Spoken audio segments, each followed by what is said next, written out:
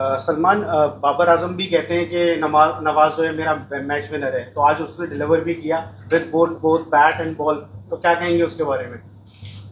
बाबर आजम कहते हैं तो ठीक ही कहते हैं सर।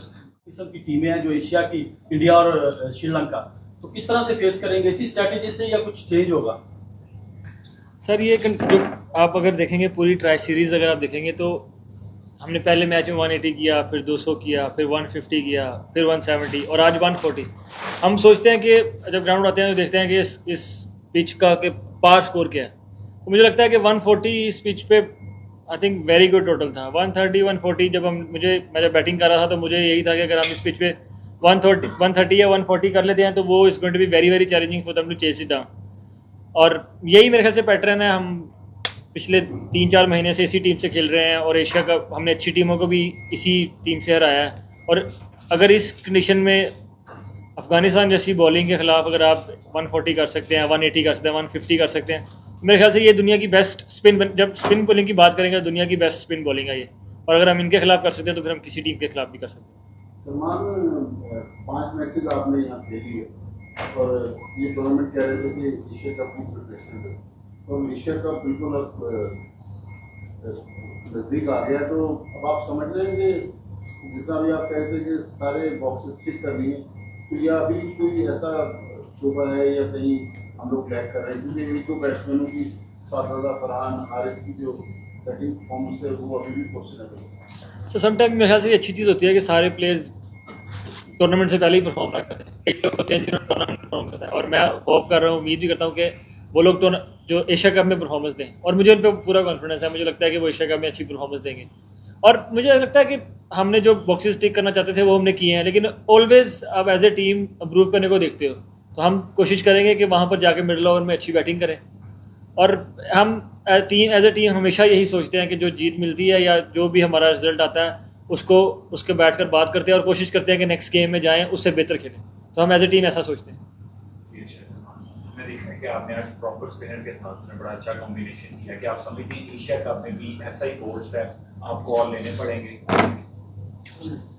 मैं देखता रहता हूँ इस बारे में काफ़ी बात होती है कि 2 स्पिनर्स खिलाएं।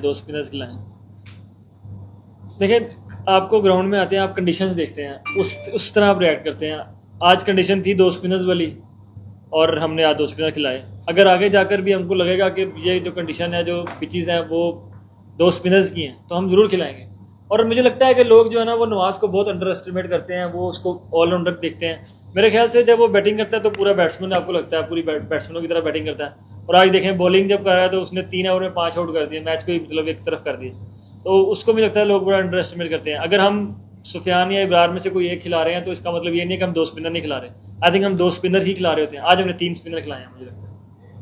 Sir, Fahad from news TV, आपको क्या लगता है कि किस लम्हे में मैच जो है कि पाकिस्तान की तरफ हो रहा था आज? मतलब किसी एक पॉइंट को करना तो मुश्किल रहेगा, लेकिन उसके 2-3 पॉइंट्स हैं मेरे ख्याल से। मेरी और जो नवाज़ की पार्टनरशिप लगी, क्योंकि वो ये गेम ऐसी थी जिसमें मतलब लो स्कोरिंग गेम होने वाली थी, हमें पता था।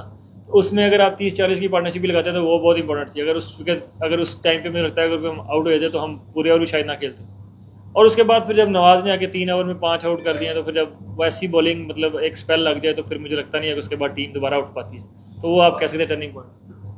सलमान, मोहम्मद हारिस तनकीद की जद में भी हैं, स्ट्रगल भी कर रहे हैं।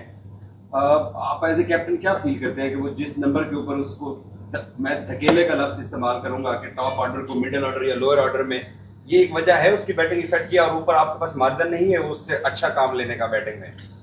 यार मुझे ऐसा लगता है कि वो जो पाकिस्तान टीम के लिए कर रहा है ना इस टाइम पे, क्योंकि वो नंबर 3 पे उसने पाकिस्तान, आप याद होगा बांग्लादेश होम सीरीज़ में मैन ऑफ द सीरीज़ हुआ था, वो टीम के लिए 6 पे 7 पे बैटिंग कर रहा है। तो वो लोग ये चीज़ नहीं देखते। लोग एक चीज़ देख रहे हैं कि वो परफॉर्मेंस नहीं कर पा रहा, लेकिन आपने ये नहीं देखा कि उसका सेक्रीफाइस, वो टॉप ऑर्डर का बैटर है लेकिन उसने बगैर किसी मतलब शिकायत के कोई भी उसने मतलब ये नहीं बोला कि मैं टॉप ऑर्डर का बैट्समैन, मुझे टॉप ऑर्डर बैटिंग कराई जाए। उसको जिस नंबर पे भेजा जा रहा है वो जा रहा है और वो अपनी पूरी ट्राई कर रहा है। तो इस तरह के लोग करेक्टर्स होते हैं, और करेक्टर्स को आप ऐसे नहीं करते कि मतलब एक टूर्नामेंट में या 2 सीरीज़ में अच्छी परफॉर्मेंस नहीं हुई तो वो उसको आप साइड लाइन कर दो। मेरा उस पर फुली कॉन्फिडेंट हूँ। मुझे लगता है कि वो एशिया कप में अच्छी परफॉर्मेंस करेगा। Thank you. सलमान, बाबर आजम भी कहते हैं कि नवाज जो है मेरा मैच विनर है, तो आज उसने डिलीवर भी किया with both bat and ball, तो क्या कहेंगे उसके बारे में? बाबर आजम कहते हैं तो ठीक ही कहते हैं सर, लेकिन मतलब सर वो जिस तरह की परफॉर्मेंस कर रहे हैं आपके सामने ही है। आप बांग्लादेश अवे सीरीज देख लें, वेस्ट इंडीज सीरीज देख लें, पहले सीरीज, अभी ये ट्राई नेशन सीरीज देख लें, मतलब वो बैटिंग हो, बॉलिंग हो, फील्डिंग हो, मेरे ख्याल से since his comeback he is been incredible. तो वो आपको वो एक ऐसा मार्जिन देते हैं कि आप ऐसे लगता है जैसे 12 बंदों के साथ खेल रहे हैं। बैटिंग के दौरान वो आपको बैटिंग करके देते हैं, बॉलिंग के दौरान आपको बॉलिंग करके देते हैं। तो मेरे ख्याल से वो बाकी match winner he. Salman, first of all congratulation, बहुत अच्छा परफॉर्म किया।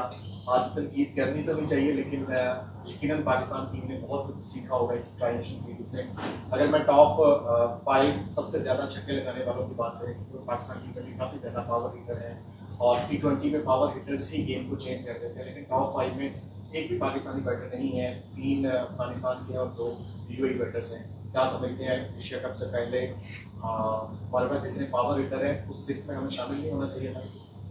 सर मैं कहता हूँ कि हम एशिया कप में भी 5वें 6ठे नंबर पर हो, सिक्सेस मारने में हमारा कोई प्लेयर ही ना हो, लेकिन एशिया कप जीत जाए। Sir end of the day Jeet he matter करती है, छक्के कोई भी मार ले ज़्यादा, अगर आप जीते नहीं तो does not really matter.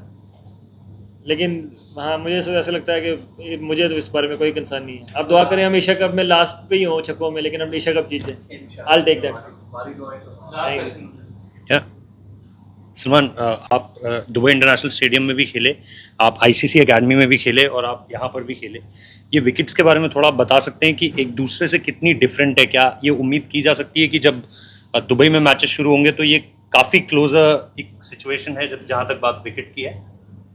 I think तीनों विकेट्स आप कह सकते हैं, दुबई और ये भी, और ICC में तो खैर बहुत अच्छा विकेट रहता है, लेकिन मुझे लगता है कि दुबई में और यहाँ पर कंडीशन डिफरेंट रहती है। क्योंकि पहले मैचेस जब हम शारजा में भी खेले हैं, पहले 3-4 मैचेस, उसमें पिचेस बहुत अच्छी थी। मुझे लगता है 170 180 हर मैच में आपने देखा होगा, बना होगा। लेकिन आज पिच मुझे लगता है बिल्कुल डिफरेंट थी। आज 130 140 वाला विकेट था। तो आई थिंक UAE में आप एक्सपेक्ट कर सकते हैं कुछ भी हो सकता है, मतलब 200 वाला विकेट भी मिल सकता है आपको, और पिचेस लाइक दिस आपको वो भी मिल सकती हैं। तो मुझे लगता है कि कोई प्रेडिक्ट करना वो थोड़ा मुश्किल रहेगा, क्योंकि यहाँ पे आपने देखा है कि 200 रन भी बन जाते हैं और समटाइम 130 140 भी मुश्किल हो जाता है चेस करना। Thank you very much. जी अस्सलाम वालेकुम नाज़रीन, आपने सलमान अली का मुकम्मल प्रेस कॉन्फ्रेंस सुन लिया है। अब आप भी हमारे साथ इसके हवाले से कमेंट बॉक्स में राय शेयर कर सकते हैं। जैसे कि आपको पता है कि आज पाकिस्तान और अफगानिस्तान के दरमियान ट्राई नेशन सीरीज़ का फाइनल खेला गया, जिसमें पाकिस्तान ने बड़े मार्जिन यानी कि 75 रन से अफगानिस्तान को शिकस्त दी और एक शानदार फतह जो है वो हासिल कर ली है पाकिस्तान क्रिकेट टीम ने। आज अगर हम बात करें तो मोहम्मद नवाज़ की जो है यानी हम जितने भी तारीफ़ करें उतना ही कम होगा। आज जिस तरह ब्रिलियंट बॉलिंग उनकी तरफ से आ चुकी है, ब्रिलियंट बैटिंग यानी बेस्ट परफॉर्मेंस आज उन्होंने हासिल कर रखी है ट्राई नेशन सीरीज़ के फाइनल में। आपको आगाह करते हैं, जिस तरह सलमान अली से काफ़ी सारे सवालात किए गए, लेकिन एक सवाल ये भी किया गया कि मोहम्मद नवाज़ के बारे में एक सहाफ़ी ने सवाल किया कि बाबर आज़म भी ये कहते थे कि जो मोहम्मद नवाज़ है वो मेरा फेवरेट है, और हर वक्त वो पाकिस्तान क्रिकेट टीम में जब मुश्किलात आती है, जब मुश्किल वक्त होता है, तब भी मोहम्मद नवाज़ उस टाइम जो है पाकिस्तान क्रिकेट टीम को आगे लेके चलता है और वहाँ पर भी वो फॉर्म देता है, हमेशा पाकिस्तान का मुश्किल में साथ देता है। तो जिस तरह जवाब में सलमान अली ने कहा कि बाबर आज़म ठीक ही कहते हैं सर, तो इसलिए उन्होंने बताया आज अगर हम मोहम्मद नवाज़ की परफॉर्मेंस पर नज़र डालें तो उन्होंने 4 ओवर्स कराएँ, 4 ओवर्स में उन्होंने 19 रन देकर 4 विकेटें, 4 नहीं बल्कि 5 विकेटें हासिल कर ली, और हैट्रिक भी उन्होंने आज हासिल कर रखी है एक नए अंदाज में अफ़गानिस्तान के ख़िलाफ़। और इस तरह बैटिंग लाइनअप जब आ गई तो उन्होंने मुश्किल वक्त में, यानी पाकिस्तान के सारे खिलाड़ी इस टाइम आउट हो चुके थे, बड़े बड़े खिलाड़ी जो थे वो आउट हो चुके थे, और जब मोहम्मद नवाज़ आया तो लास्ट में उन्होंने 20 गेंद खेलकर 25 रन के शानदार इनिंग्स खेले, और पाकिस्तान का जो स्कोर था वो 141 तक पहुंचाने में अहम किरदार उन्हें अदा किया, बल्कि मैच को जितवाने में भी अहम किरदार जो है मोहम्मद नवाज़ ने आज अदा किया है। तो दोस्तों अब हमारे साथ मोहम्मद नवाज़ के हवाले से कमेंट बॉक्स में राय शेयर कर सकते हैं। इसके अलावा एशिया कप भी आने वाला है, इसके हवाले से भी सवालात किए गए, तो उन्होंने अब कहा कि हमारी नज़र जो है अब एशिया कप पर है, और इंशाल्लाह जिस तरह ट्राई नेशन सीरीज़ जीत चुके हैं इस तरह जो है एशिया कप भी हम जीतेंगे, और जीतकर पाकिस्तान को खुशियाँ हम देंगे, सलमान अली ने प्रेस कॉन्फ्रेंस में कहा है। तो दोस्तों आप हमारे साथ इसके हवाले से कमेंट बॉक्स में राय शेयर कर सकते हैं। अगर स्कोर कार्ड पर आज हम नज़र डालें तो शाहीन शाफरीदी ने काफ़ी अच्छा स्टार्ट लिया आज।